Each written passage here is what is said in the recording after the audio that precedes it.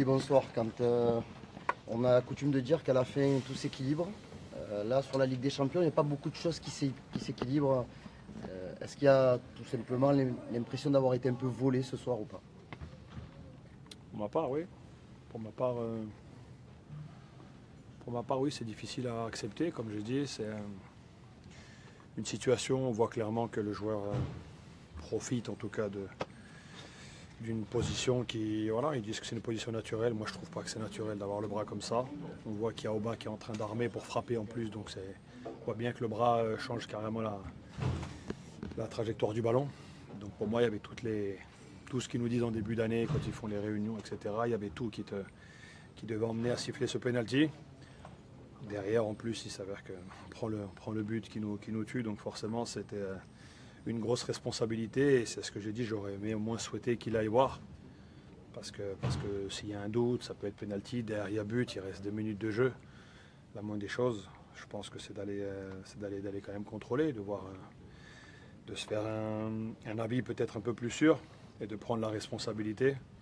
Là, il n'y a même pas ça. Évidemment, quand tu leur parles, c'est limite s'ils te regardent. Donc on sait que ça, c'est quelque chose peut-être qui me dérange encore plus que le penalty.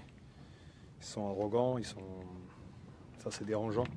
Mais voilà, comme j'ai dit, on peut parler de tout ça parce que bien sûr c'est frustrant quand je vois les joueurs, le coach, le staff, les supporters. Je pense que tout le monde est déçu.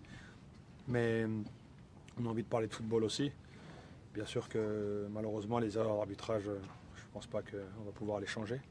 On n'est pas les seuls à s'en plaindre, ni en championnat, ni en Ligue des Champions, donc ça va continuer. Mais il ne faut pas regarder ça. Moi je regarde surtout la prestation. La première mi-temps, on était capable de faire beaucoup mieux. Je pense surtout les 20 premières minutes. Ça, c'est des choses que nous, en tout cas, on doit se servir. On doit continuer à travailler, on doit continuer à s'améliorer là-dessus. Parce que quand on commence à jouer avec le frein à main, un petit peu avec de la retenue, on n'est pas cette équipe-là qui est capable d'emballer les matchs. En deuxième mi-temps, forcément, on a vu un autre visage, on a vu une autre équipe. Et c'est celui-là qu'il faut garder. Et puis voilà, comme j'ai dit, il faut vite se concentrer sur ce qui arrive. Brest, match difficile et qu'il faut absolument gagner avant la trêve. C'est un moment un peu compliqué avec beaucoup d'absents, il faut faire le dos rond. Et on voit que les absents c'est un petit peu partout, il n'y a pas que chez nous aussi. Donc voilà, ça peut être un motif pour positiver, mais voilà, il faut vite repartir, même si c'est dur, je pense, dans les têtes quand tu fais des efforts comme ça et qu'à l'arrivée tu perds sur ce genre de décision. C'est forcément toujours plus compliqué, mais il faut rester positif, regarder devant, il n'y a rien qui est fini. Et s'appuyer sur comment on a fini le match. Vous avez essayé d'aller discuter avec l'arbitre quand même, les dirigeants à la fin, dans leur vestiaire ou pas? Comment ça s'est passé? Honnêtement, si. Pour ma part, j'ai été sur le terrain à la fin. J'ai essayé de lui dire un petit peu ce que je pense. Mais comme j'ai dit, ils ont beaucoup de certitude, beaucoup d'arrogance. Moi, pour ma part, j'ai du mal à parler avec ce genre de personnes. Donc après, j'ai pas été les voir dans le vestiaire. Il y a des gens du club qui ont été.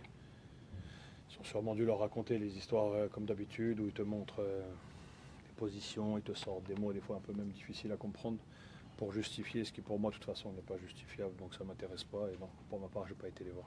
Mais est-ce que tu n'as pas, pas le sentiment que depuis le début de la Ligue des Champions, les erreurs d'arbitrage se sont accumulées et que finalement ça gâche un petit peu tout le travail initié en amont avec le staff, avec le travail des joueurs? Est-ce qu'il n'y a pas cette frustration de se dire aujourd'hui on a presque un pied dehors alors que c'est pas de votre fait?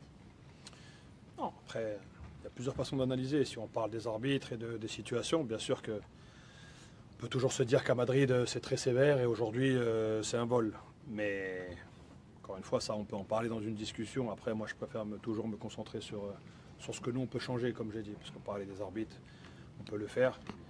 C'est pas malheureusement ce qui va changer la donne. Moi j'ai envie de m'appuyer sur ce qu'on a montré à Madrid après les 25 premières minutes. On a manqué aussi à Madrid beaucoup de personnalité, on a déjà parlé, mais on n'a pas joué à notre niveau. Aujourd'hui, pareil. Et ça, c'est un petit peu, on va dire, ce qui est gênant parce qu'on a les capacités pour faire beaucoup plus, même avec des blessés. Les joueurs qui ont joué ce soir sont des joueurs qui sont forts, pour moi, pour le coach, des joueurs qui ont largement de quoi aller regarder dans les yeux. Et on a vu que les 20 premières minutes, aussi bien dans les duels, aussi bien sur le deuxième ballon, dans les courses, on était un petit peu avec le frein à main, et ça c'est quelque chose qu'il faut gommer. Après, je ne sais pas si on a les mêmes pieds dehors comme tu as dit, mais c'est sûr que la situation elle est un petit peu plus compliquée aujourd'hui, mais on a des matchs encore pour moi qui sont à notre portée, si on joue, si on montre notre vrai visage. Donc voilà, on va jouer jusqu'au bout, on va essayer d'aller chercher quelque chose. Et puis voilà, il faut repartir. Mehdi, sur ce qu'on peut changer, tu le disais, je reprends tes mots, on aborde un match de Ligue des Champions avec beaucoup de blessés. Je sais que c'est un sujet de discussion en interne. Qu'est-ce que tu peux nous en dire? Qu'est-ce qu'on peut mettre en place pour que ce genre de situation n'arrive plus?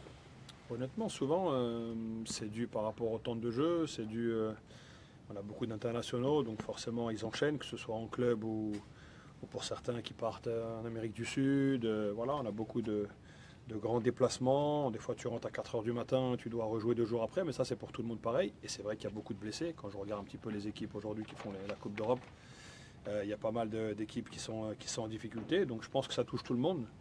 Après peut-être que nous à l'intérieur on va devoir être encore plus vigilants, être encore plus derrière, mais honnêtement on travaille comme... les protocoles de soins, de récup, etc., tout ce qui a été fait, c'est ce qui se fait au très haut niveau. Donc on n'a pas inventé quelque chose, hein. On est reparti sur des choses, voilà, vraiment des standards de grands clubs. Après, je pense qu'il y a des moments aussi, il y a des moments où il y a un peu moins de réussite. Et voilà, quand tu prends la blessure de Medina contre l'Ajax, on ne peut pas faire grand-chose. Celle de Gouiri, il subit 2 attentats en 2 semaines à l'épaule. C'est compliqué aussi de l'anticiper. Après, sur les autres, il faut aussi qu'on se rende compte que bien sûr quand il y a beaucoup de matchs, beaucoup d'enchaînements, on ne peut même pas reprocher au coach ou au staff la gestion parce qu'ils ont été très attentifs à ça depuis le début. Justement, on a beaucoup changé d'équipe et ça a été parfois même des critiques, alors que nous on a essayé d'anticiper justement ça en faisant beaucoup tourner. On a eu pas mal c'est très rare, je pense qu'on a vu 2 fois la même équipe. Jamais, à chaque fois on a changé 4 voire 5, donc le coach là-dessus a été vraiment... il a essayé de prendre toutes ses précautions et malheureusement ça arrive, comme j'ai dit, pour d'autres grandes équipes aussi. Donc voilà, c'est des moments dans une saison où tu dois être soudé, tu dois faire le dos rond. Et puis moi pour ma part en tout cas, voilà, ça donne du temps de jeu aussi à d'autres joueurs qui sont là et qui méritent aussi, qui travaillent toute l'année. Donc quand tu fais un groupe en début de saison de 21, c'est aussi pour pouvoir entre guillemets compter sur tout le monde. Alors c'est sûr qu'aujourd'hui on avait pas mal de minots sur le banc, ça me fait plaisir aussi, mais c'est sûr que c'est jamais facile pour enchaîner, donc c'est pour ça que autant la dernière trêve, comme j'avais dit, elle n'est pas arrivée au bon moment. On aurait préféré après Metz continuer à jouer un petit peu parce que je pense qu'il y avait beaucoup de choses positives et il y avait un bel élan. Là c'est vrai qu'elle va nous faire du bien pour le coup. Est-ce que ça peut passer, vous avez peut-être projeté, je ne sais pas, à 9 ou 10 points, une qualification ou pas, peut-être moins que la saison dernière, voilà. Ça va dépendre aussi un peu des résultats, voir un peu ce qui se passe un petit peu en général. Après nous, voilà, il faut qu'on... Ligue des Champions, je l'avais dit au départ, c'est peut-être pas du tout un manque d'ambition, au contraire, on est en train de jouer tous les matchs avec toutes nos armes et on essaye de jouer à fond. Il faut prendre un match après match. Tu ne dois pas aller te faire des calculs pour moi qui vont te conditionner ou pas. On connaît nos adversaires, on sait qu'il y a des belles équipes, bien sûr, mais il y a des matchs qui sont à notre portée. Ceux-là, va falloir essayer de faire le plein. Et puis après, on verra où on en est et on verra ce qu'on peut aller tirer.